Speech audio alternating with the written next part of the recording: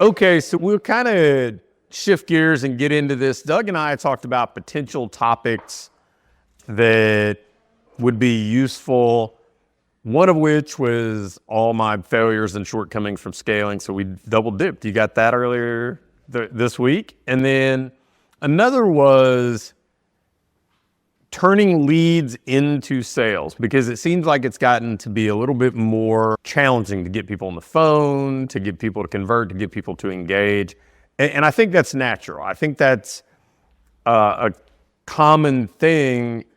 Anytime something gets more saturated, the responsiveness gets low. When it's novel, it's easier to get people to respond. It's kind of like a super signature was way more effective when I started using it than it would be now, because so many people have kind of got on that train. So how do we stay ahead of the curve? How do we continue to make sure that we're getting a good ROI on the leads that we're generating? Quick question. How many of you use BJ to run ads? So I think BJ kind of, I don't know that he thinks of it. I'm sure he doesn't think of it the way that I'm going to describe it. But I think part of the reason that he's more effective than most agency type people is he leans into some of the things that we're talking about, or we will talk about. Because really we all want the same thing. We want to be able to turn the people we come in contact with into more conversations, consultations, guests, trials. And so if that's the objective, there are layers to it too, right? We want to increase the speed to conversion, not just, oh, wait a minute, I spent this money in January, they converted in November, so they did convert. Well, still, that's a cash flow thing, right? You want to recoup that investment faster. We want to leverage the things that we do well, I think. I've talked about that for as long as I can remember. Play to your strengths, leverage what you do well. But also, we want to do it in a way that is prospect or client friendly or beneficial, not just, oh, I'm doing the stuff that I like to do. Because you'll hear people say, well, I want to play to my strengths. And really, they default to assuming that the prospect who is uneducated, uninformed in what we do, the inner workings, how we're different, how we're better, we assume they just connect the dots and figure it out. So I think there's a way for us to be better at transplanting the things that we do well into the minds of the clients, for lack of a better way of putting it. So the reality, if we look at this from a distance, and this is kind of how I try to look at most things when it comes to business or marketing or whatever else, is that clients must, I'm going to use the word brand and branding a lot, and just for the purposes of this conversation, this has nothing to do with colors or fonts or anything like that, right? I did a course, the first program I did after I sold my stake in the old holding company was the branding and conversion system. And it talked about some of this stuff then. Now, obviously, my thinking on it's evolved a great deal since, but I believe that people have to be brand aware before they're going to make some sort of commitment with you, financial commitment, time commitment. They may use some discovery time. They may be curious, but to actually make an ongoing commitment, they have to be brand aware. Now, this can happen in multiple ways. The three most common that I think happen are by reputation, right? Like, you can choose an airline based on reputation. If, hey, you know what? We know of Delta, it's been around forever, or whatever else, maybe that's how you pick. You can choose a brand of car based on reputation. There are a lot of things that I think reputation carries a lot of weight. If somebody's been in the market for a long time, there's safety, there's security, there's trust in that, right? So in other words, there's like risk mitigation. So the second thing is you can create brand awareness and build trust through content that you distribute. People can watch videos of what you do. They can join workshops, online, offline. They can read emails. They can listen to podcasts. And we'll talk a lot about that today because I think that's an opportunity still a lot of people miss. And then they can gain brand, like they can reach this level of brand comfort by just experiencing what you do. That's why we talk about get them through the door so often. That's just another way of saying what business owners say to us very regularly. Well, if we can just get them through the door, then they stay. Well, that's an experiential way to gain trust with your brand. And any of those three, or ideally a combination of those three, work.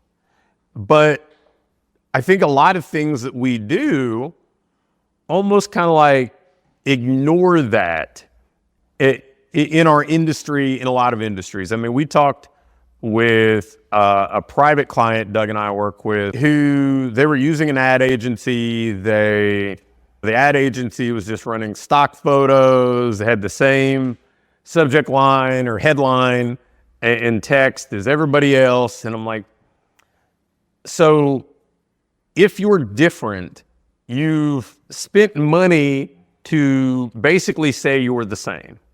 That's the way that I look at this. If you're not using your resources to express how you are different, how you are better, then you're not gaining ground with the prospect. You're not building any sort of brand trust because they don't know.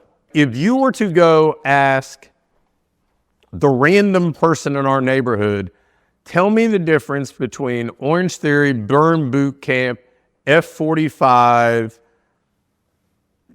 CrossFit Bluegrass, which is up the street too. They don't know, right? And they got plenty of other things to worry about. They don't need to be an expert in that.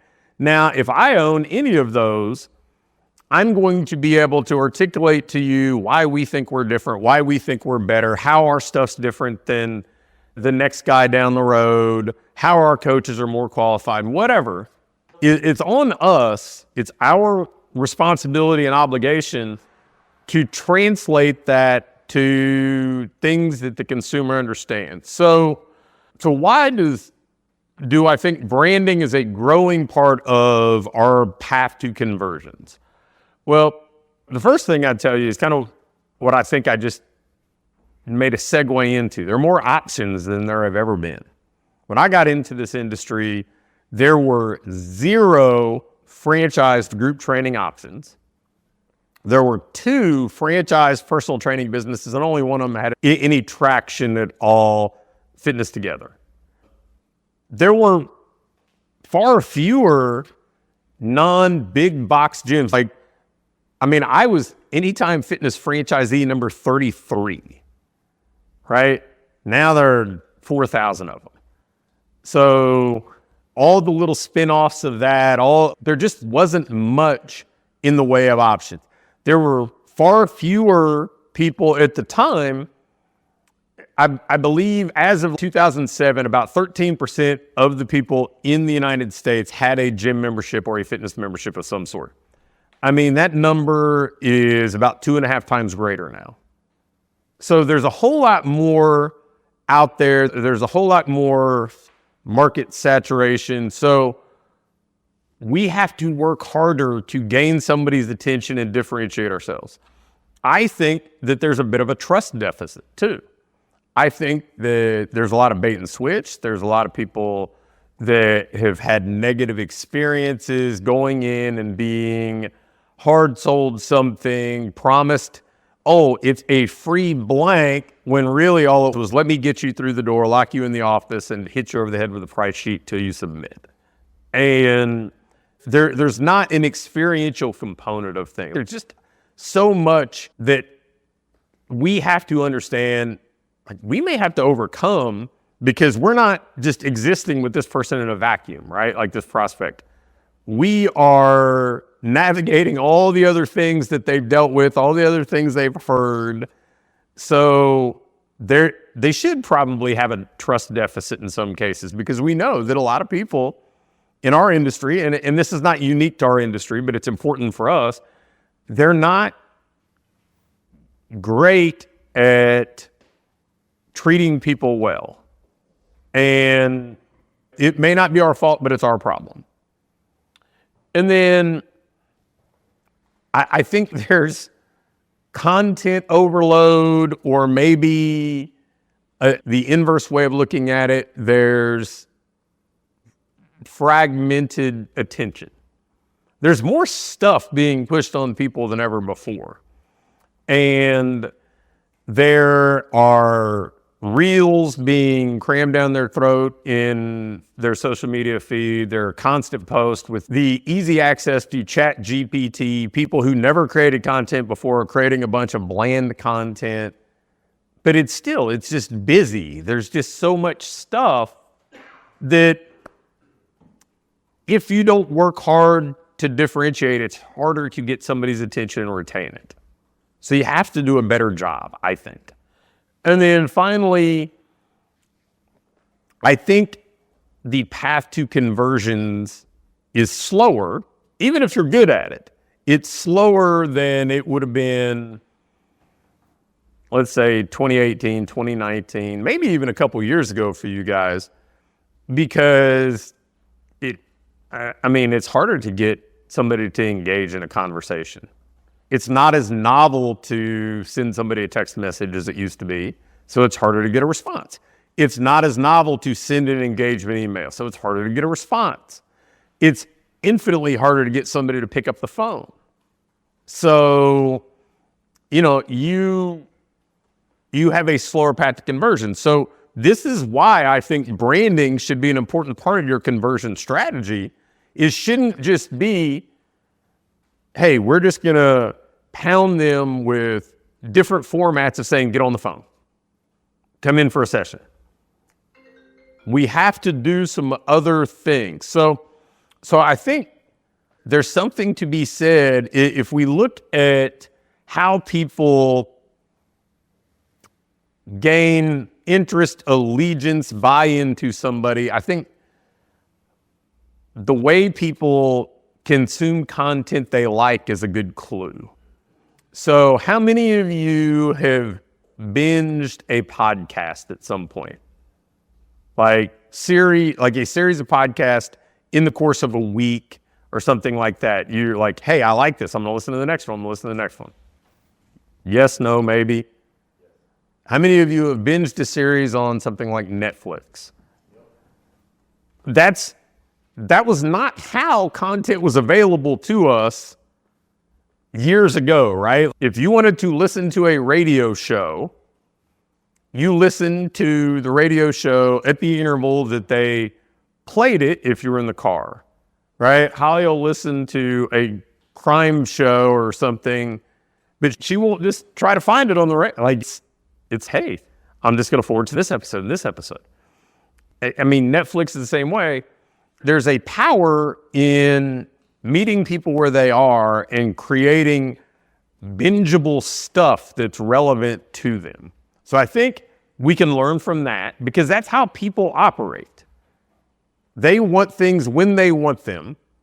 So the idea that everything always has to be spaced out in a certain fashion, like we want to win people over the same way their favorite podcast win them over, the same way their favorite TV shows or series win them over. And so there was a guy that definitely influenced my way of thinking on this, a guy that was in my boardroom group when I was in a mastermind. That he was a pretty sharp guy. He had gotten one real estate company to 10 figures. He is now the CEO of another publicly traded real estate company. And he approaches it a little bit differently because he's very much the face of a lot of this stuff. He does a lot of content. And he had gone back and had his team look at what were the prerequisites to people buying. And the thing that they came up with, and again, this is what he said, so I'm going to try to make it practical, was on average, they had consumed 47 minutes of their content before they bought. And that was like a minute per page of reading or 47 minutes of video or podcasts.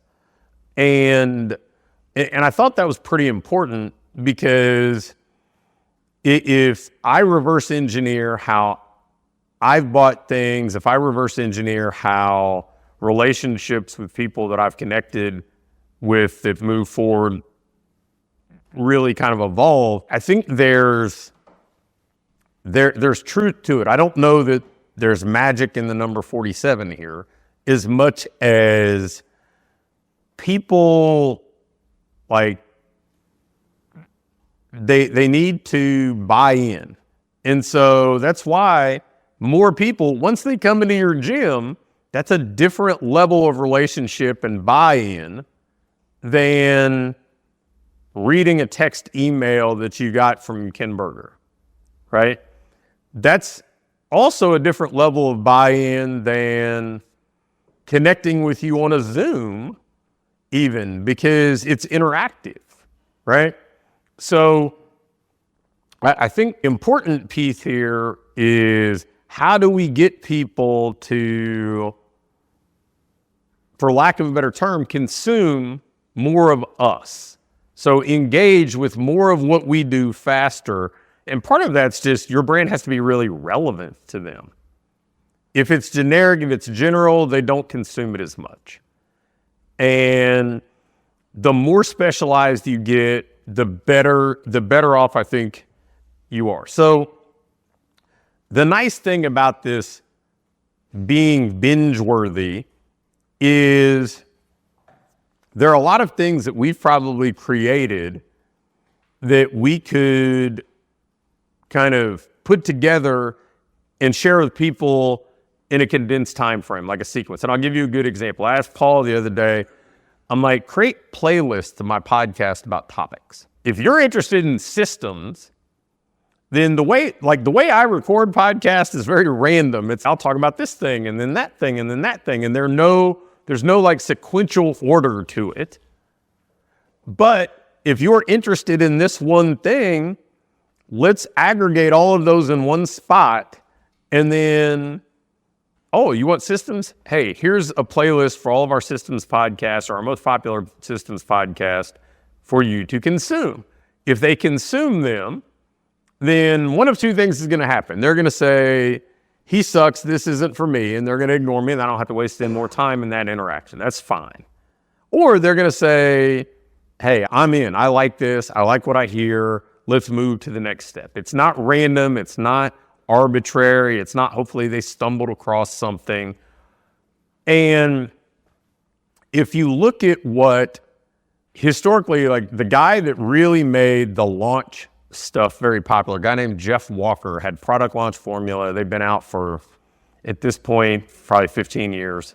That's kind of what Product Launch Formula is too, in some ways. It's, we're going to give you a lot of specific information to you leading up to asking you for a purchase. And it's just organizing the way that we're sharing things in a more persuasive fashion and understanding that, like, how people actually engage with the things that we do. So I think that's one big piece of this, and I'll get into a little bit more, but I want to shift gears. This isn't just about creating content. This is also the second piece of branding conversion that I think is important is incentivizing engagement a little bit more than we do. I think that if you want people to engage with you, it should be a little bit more about what's in it for them than it often is. A lot of times we ask people, hey, let's do a consultation. Well, consultation is really just code for saying, let's get into some sales environment so I can sell you something. There's no benefit to you coming, right? So if somebody says, well, I get a lot of no-shows, well, there was no bait to get me there. There's no win for me to be there unless I know I'm ready to buy. If I know I'm ready to buy, then sure, I can come. But if I'm on the fence, then I'm like, well, I don't know if I'm ready to decide right now. So why not just kick the can down the road? So what can we do for incentivized engagement? I'm going to give you a few examples here. And obviously, I'll share the doc with you a little bit later. But you guys actually look at me a little bit more if I don't share it with you till later. So we can customize the general stuff to make it more valuable. So one example is a simple call to customize. Let's say that you wanted to kind of model, Luke's done really well with workshops. Let's say you wanted to do an online workshop. Well, here, I'll give you an even more specific example. Holly started to do a lot of stuff with like menopausal women. Let's say she did a workshop for menopausal women online, a Zoom.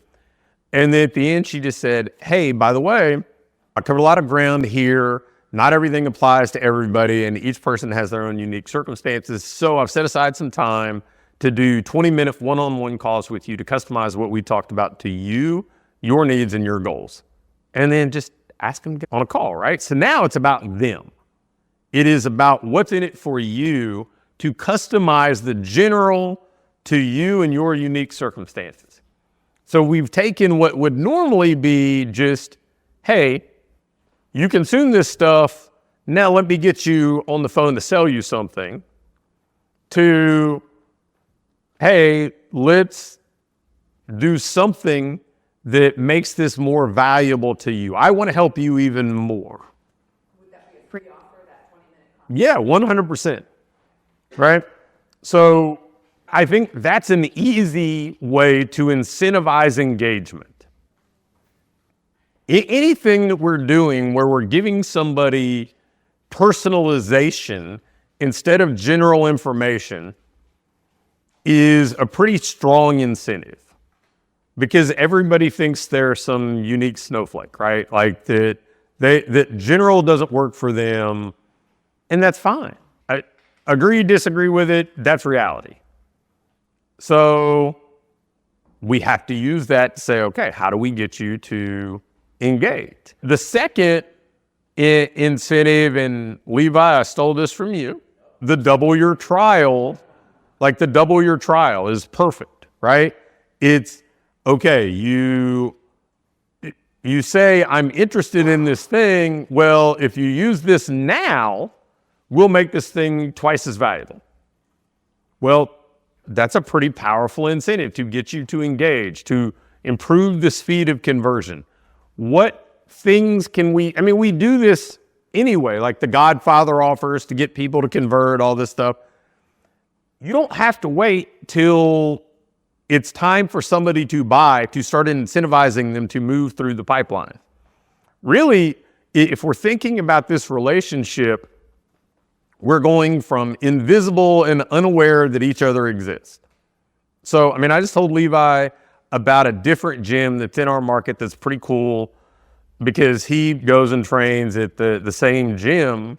When he comes here, I'm like, hey, you should check out this other one sometime. It was invisible to him. He was invisible to it prior to that. That's a lot of our businesses, right? So that's stage one. Now there's visible. We are aware each other exists.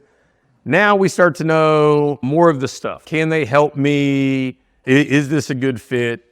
Well, if we think about this relationship continuum, we don't need to just use an incentive here at the end to get somebody to buy. I want to incentivize them along the way to get them to take the next step, because we know that with every step forward they take, and the obvious one is to get them through our door. With every step forward they take, the probability that they become a client and the speed at which they convert to becoming a client increases. So incentive to move to the next step, that's the most obvious, straightforward one I know is, hey, we offer 2 free one-on-one sessions. Well, if you use them in the next 7 days, we'll give you 4. If we offer a 14-day trial, we'll give you a 28-day trial. Whatever gets them to do it. And then also, if you go back and read things like Predictably Irrational or any of this stuff, they'll talk about like people reinforce their own decisions. Talk about political yard signs. If you ask somebody, hey, go put this giant sign in your front yard, the default answer is no. Almost everybody says no. But then if you go to people and say, put this little yard sign, then you come back a week later and say, hey, would you trade the little one for a big one? A much higher percentage of people say yes, because they're just validating the previous decision. They're building on that. Well, if I've already said I'm interested in coming in the gym and you're giving me a bonus for coming in the gym sooner, it's an easier sell. In fact, it's a stronger sell than if you gave me the 28-day from the get-go and said, but you have to use it earlier, because you're already just validating your own decision. All right, so another simple way to do this, and this is similar to the one-on-one call, but this, I think, is a way to engage people if you're doing things like by email or whatever else. Let's say you use a survey or a sorting type of question in your email series. So it's, hey, are you more interested in this or this? Are you more interested in weight loss or getting stronger or whatever? And then the next question is, well, what are you doing now, or what obstacles have you faced? But you can go back and forth in that type of dialogue. Well, an easy transition is personal, like just offering personal help. By the way, if you're open to it, I've got a couple ideas that might help. Want to hop on a quick call? I'll tell you that the most effective language I've ever personally used to do this was saying, hey, I was thinking about blank. I was thinking about the problem that you told me you had yesterday, and I came up with a couple ideas. Would you want to get on the phone and let me share them with you? Because now it's already, oh, wait a minute, this person's already invested some time in me. I was thinking about you and your stuff. So there's some reciprocity there too. So if you can weave that kind of personal attention in, but also imply that, hey, I put some time into you and you weren't even here, then there's that reciprocity component to get people to engage. And that's really easy to do if you've sent them something, or if you've elicited them like some sort of share with you that expressed something that's posed a problem, a desire to change, something they want to improve.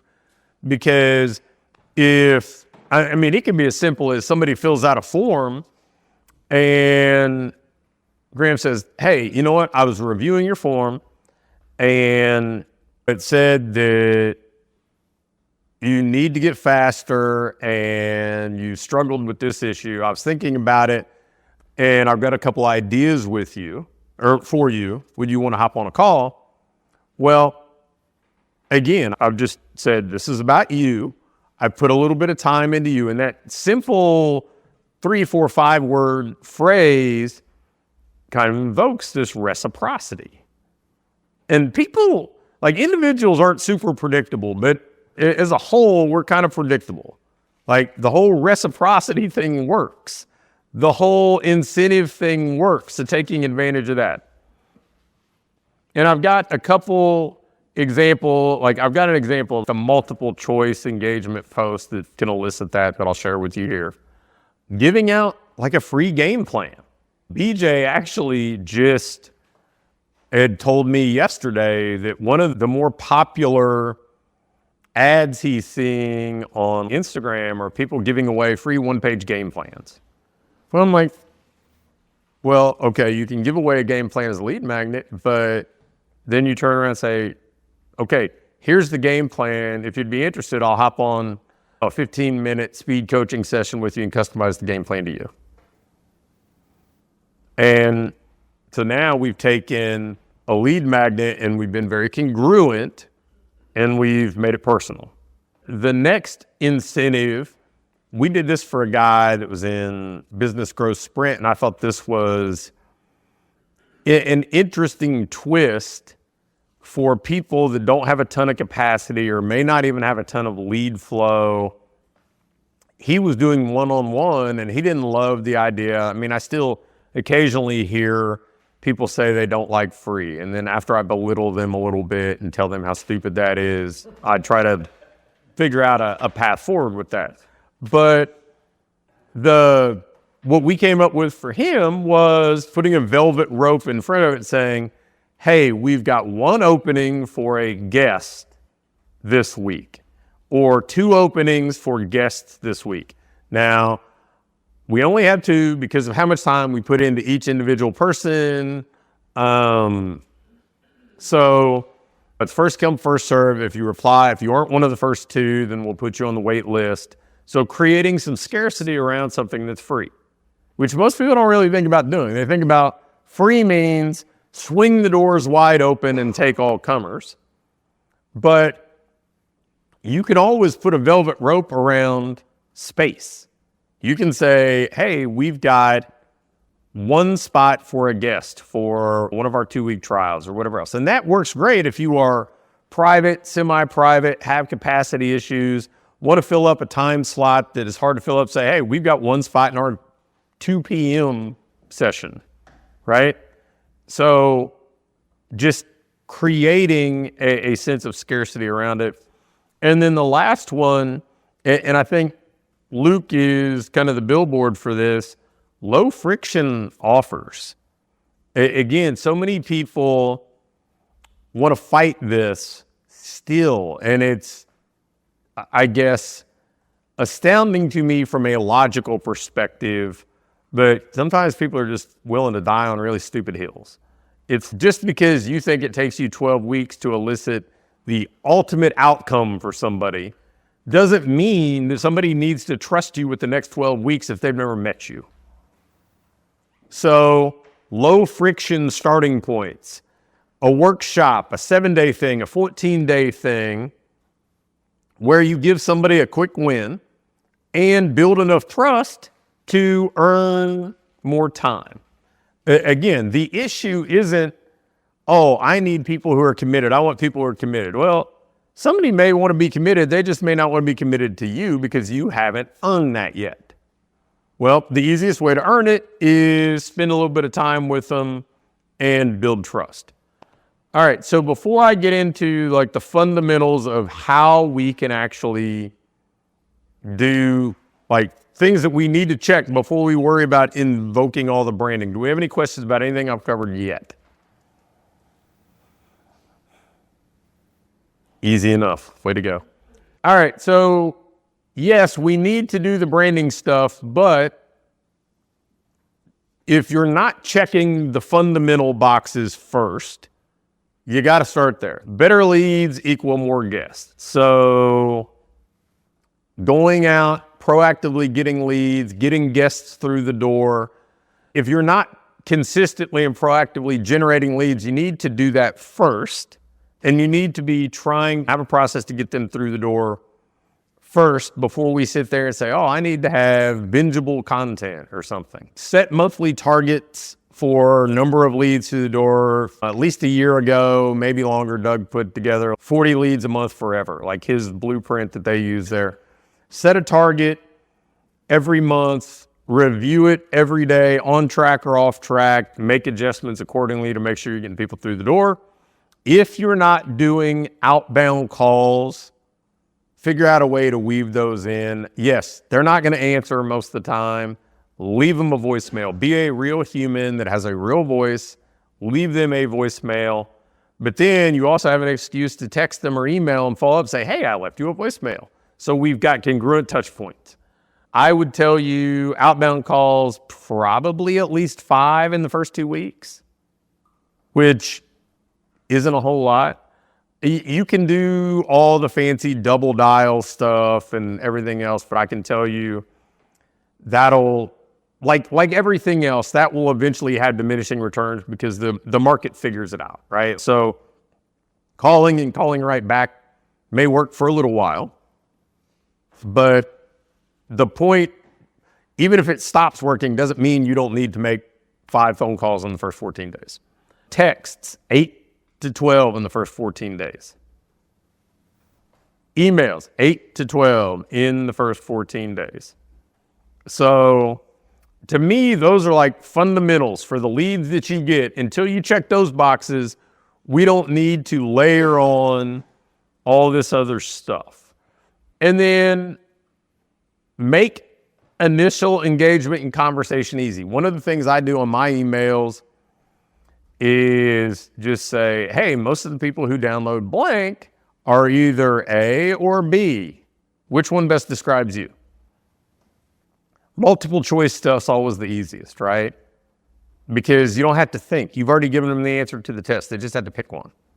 Like they literally have to answer back with a letter, A or B. But now you're a real person. It is a two-way conversation. You have the ability to interact. Plus, as an added bonus, they reply to your email, so it improves deliverability. You can do the same thing with text messaging. I mean, at some level, texts now get unsubscribed to far more than they did before. So getting people to engage with your text and not just being sell via text is valuable. Now, you're going to have to read them, whether you're using automatic members or Nomly or whatever else. Like, you're going to have to treat it in a way that somebody else, like the person on the other side, doesn't want to feel like this is just a broadcast email. That's not what they prefer to use text for, right? Text is a conversation. Even if they use email for information, knowledge, education, whatever, and plenty of people do. I mean, I don't know how many of you pay attention to the popularity of newsletters that aggregate stuff, but that's really grown. The Hustle got sold for 9 figures. There are a number of these that get sold for big amounts of money because they have a big readership. People will use email for that. They don't use text for that. They use text to go back and forth. They use text for conversation. All right, so once you've hit those marks for the fundamentals, then we start to build the brand. And we try to position ourselves ideally as different and better in our market. So the strategy, I think, is we got to deliver value, create familiarity, and create opportunities for deeper engagement. The first step, figure out, like I wrote about this in long ago. I used the word hot button in like a follow-up sequence, like an onboarding sequence. Figure out the most important 2, 3, 4 things to your clients. Problems they want to solve, outcomes they want to achieve. Take inventory of the stuff you already have so you don't always feel like you have to create new things. And if you've already got videos, if you've already got emails, whatever else, put them together in that bucket. If you're somebody who deals with clients with back pain, put all your back pain stuff together in one spot.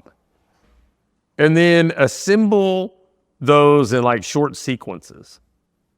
And these sequences, I think, are really kind of cool tools because you could put them together and send them out just in your, like an automated like sequence, right? People, depending on your email software, people could click a link if they're interested, or you could just reach out and say, hey, we put together some great stuff for people who are experiencing back pain. Would you like me to send it to you? And so it can be manual. We can ask people if they want it. We can automate it, and people self-select. Click this link and it'll add this tag basically, right? It'll add you to this series. Or we just send it to everybody and we just cycle through. We do the back pain one, we do the knee pain one, we do the shoulder pain one, and then rinse and repeat. But we want to alternate gives and asks. Your emails, your texts, whatever, they can't all be asks. They can't all be, hey, come in and see us. Hey, we got a new program starting in December. So we want to cycle back and forth. Give your best stuff away. Don't hold back. Don't think that, oh, I'm going to wait until somebody's through the door. And I know this is probably not an issue for the people here, but that if you think about this from a consumer perspective, that's absurd. It's absolutely stupid to hold back your best stuff, because then you're saying, I want you to make your buying decision based on inferior stuff. I want you to get my C-level stuff, but think I'm an expert. No, give away your best stuff. I like to think of it as, the best example I probably have is my two most popular lead magnets have been things that we sold. Like the Fitness Entrepreneur Handbook you could buy for $19.95, a hard copy on Amazon. And the sales page was 1,200 words with testimonials from all sorts of people. I sold that way harder than most people sell their core programming.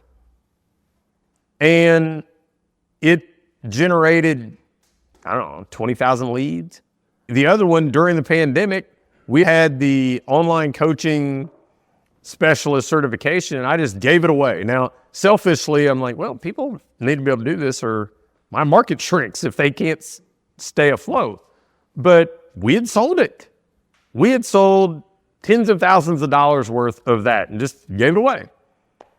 Neither of those things impaired my ability to sell somebody the next thing. If anything, it increased my ability to sell them the next thing because it was good and they liked what they saw, so they wanted more. Or they hated it and they said, well, I don't want to talk to them. Then I have to worry about them, right? Mix formats. And this admittedly is probably kind of challenging for me because I would default to writing most of the time, but that's not the format people would want to consume the most. Mix formats. Don't only send text emails. Video, podcast, PDF. Mix things up so people can engage with whatever their preferred format is. And I don't know, I would default to, now we do video podcasts. That's certainly not my favorite, but sorry, Paul. Because it requires more steps. It's not just, I can sit there and type. So, but if I'm in business, we can't just be about my preferences. Like, we got to put stuff out that people want. Mix the types of content that you're putting out, social proof that demonstrates that you can help because they see other people like them that you've helped. Education, and then persuasive stuff, like things that move people. We want time with our brand. Like, I know I said 47 minutes previously, but if somebody spends an hour with your brand, with your stuff, they're going to be far more informed to make an educated decision whether or not they're interested in working with you, right? Think about that. Other than, I just saw this ad. We're looking for 5 Middletown residents who blank, blank, and then a stock photo of people that don't look at all like them. Well, is that more persuasive? Or, hey, I learned all about Becky and her clients and everything else. I've spent an hour consuming this. I can make an informed decision then, right? That's different than this other stuff that I'm seeing. And then don't feel, and this is coming from somebody who sends a lot of emails, and at this point, there have probably been 700 episodes of podcasts and everything else. Don't feel like you have to be on this hamster wheel of content production. Produce some really good stuff, but then focus on consumption. How do I get people to actually consume it? Because for us, what is old hat, it's new to them. So we need more consumption, so put it out in different ways to get people to consume it. So I've got 4 questions and concerns that I think you want to address with this branding side of things. Number 1, do I like you? If I'm the consumer, do I like you? So you putting whoever they're going to engage with or whoever the face of the business is in this and not just making it generic matters.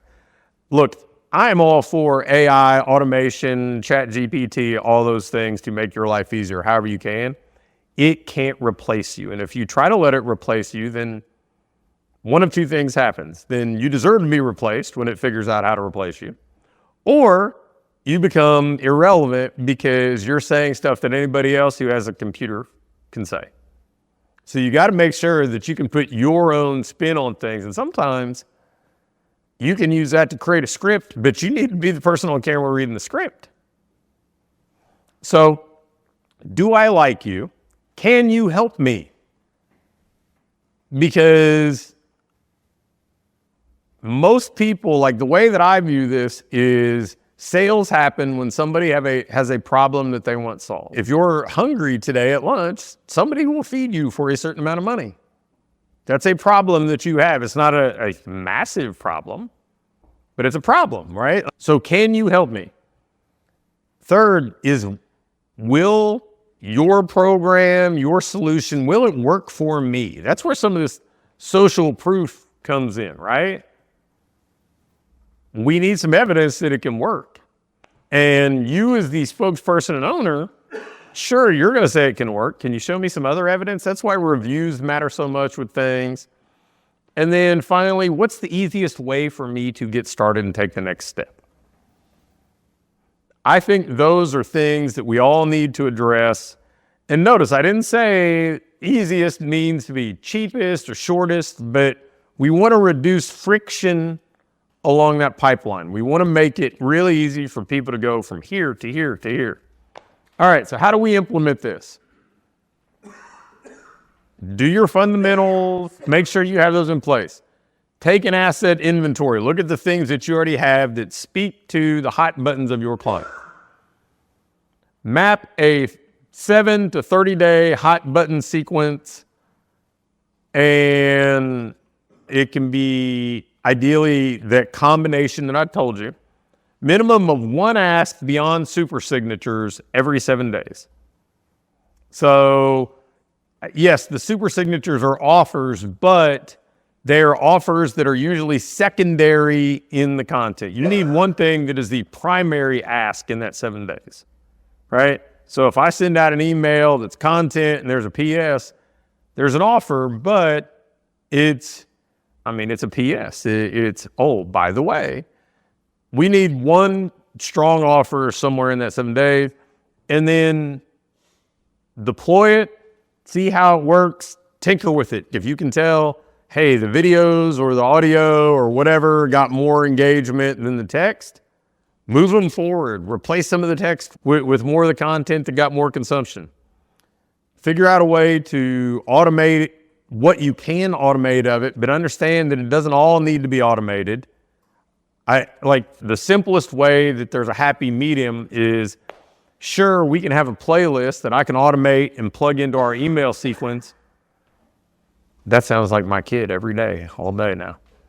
And